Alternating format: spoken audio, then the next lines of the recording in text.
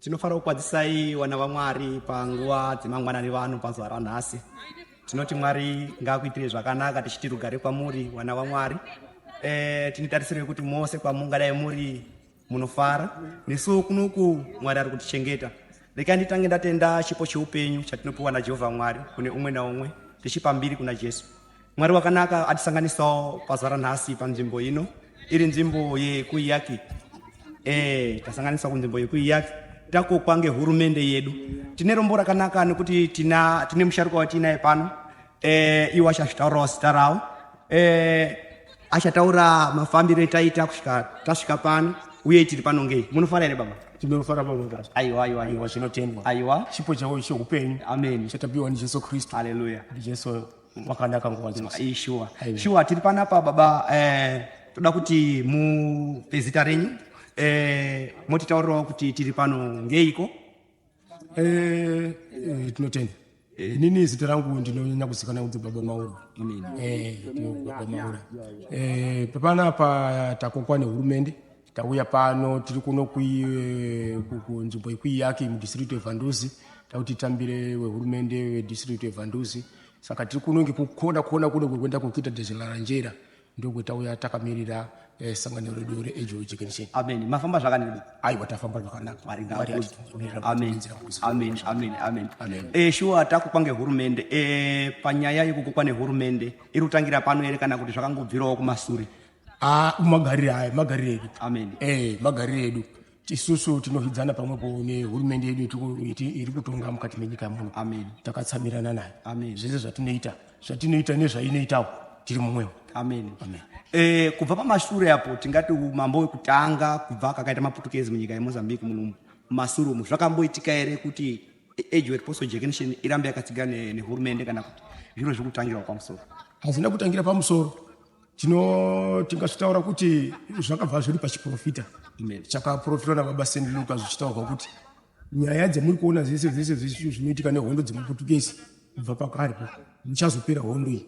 Asi hurumende kuchazouya hurumende yemunhu mutema. Hurumende yemunhu mutema iyoyo kana ichinge yazovo pachigaro ndiyo hurumende yemunenge mechizonamata mechihanayo. Ndiyo hurumende yemunenge mechitsigirana nayo naiyo ichimutsigirawo pamabasa ese emweya nemabasa ese ekunamata Apostolic Generation Age of Apostles. Tichazvinge zvakadai saka ngezvemweya zvakabva pachiprofita chaBaba St. Zvinoreva kuti tiri kudzadzisa mashoko emweya. Tiri pachirongwa chaiko chemweya. Amen. Tiri kuzadzisa zviga zvakatemwa nemweya. Saka hurumende ngeyi. Haleluya. Techisangana nehurumende kudai ngazvipi tingati zvatinokumbira hurumende kuti sangano ringe richiita kuhurumende? Tinodikana kuti tinge isusu watendi weGeneration Age of Apostles. Tinofanira kunge tiri vanhu vakatendeka pamberi pehurumende yedu. Tinofanira kunge tiri vanhu tinonga tichipawo tsika dzedu dzakanaka kuti tidiwe nehurumende kupangidzira tsika dzakanaka kuhurumende. Atinenge tichirayirawo vana vedu kana vanhu vakuru chaivo tichivataura kuti vaite vanhu vanonamata Mwari zviro kwazvo ndikuti hurumende naiyo inogutsikanawo nesu nekuti zvinorambwa nehurumende ndo zvatinorambawo nesu. Bhaibheri shoko raMwari rinotsigirawo zvaisa izvozvo kuti zvinorambidzwa nechechi zvinorambidzwawo nehurumende nekuti shoko redu rinobva rataura kuti hakuna umambo hunozouya pamusoro penyika ino hunenge husina kubva kuna Mwari. Saka chechi yedu Age of Apostles nehurumende yedu yemuno munyika yedu yeMozambique tiri pamwe chete. Mwari ngaakudzwe. Tinewo minyengetero here dzinoitwa pamusoro penyika ino dzinotsigirawo pautungamiriri hwehurumende yedu yenyika? Kakawanda. Isusu tiri paregiment paguta guru repachadzuka. Tine minyengetero yakawanda yatindokwira kumakomo chaizvo tichinyengeterera nyika ino iyi kuti nyika igare zvakanaka. Tinoramba tine minyengetero yakasimba yatinoramba tichiita kana newe hama dzedu dziri kuCabo Delgado dziri kushupikawo kunyange panguva yeshe iya tinoshupika pamwe chete nehurumende kunyengeterera kuti dai kuti nyika yedu Mwari aipindirawo kuti nyika yedu igare zvakanaka. Zvinoreva kuti tiri pakunyengeterera hurumende kuti tive neutano uye tive nerugare mukati menyika yedu. Tinoda kuti munyika ino iyi tive nehumambo hwedu hwakanaka hunenge huine runyararo nerugare. Nesusuwo umambo hwedu hukaita rugare nesusuwo vana veAge tinga tiinewo rugare. Amen.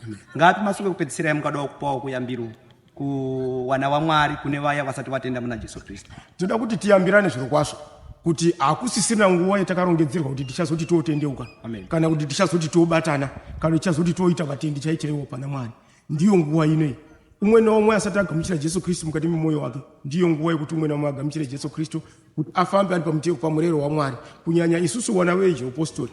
Ngatisasiye murayiro wakasiwa watemwa zviga zvese zveage rejuvenation. Hatisi kuda kuti tipangure kana kuwedzera, asi zvatakapihwa naBaba Senduka ndizvo zvatiri kufamba nazvo, tisi kupangura. Amen. Aiwa, ndinotenda Baba, ndiyo yambiro yatazwa naBaba muprista edu amaura sekutaura kwaita zvazi kubatana rudo pakati pehama nehama. Ndatenda hangu takatsigirwa nehurumende yedu nepostori yedu tiri pamwe chete. Mwari akuitire zvakanaka. Tatenda. Amen.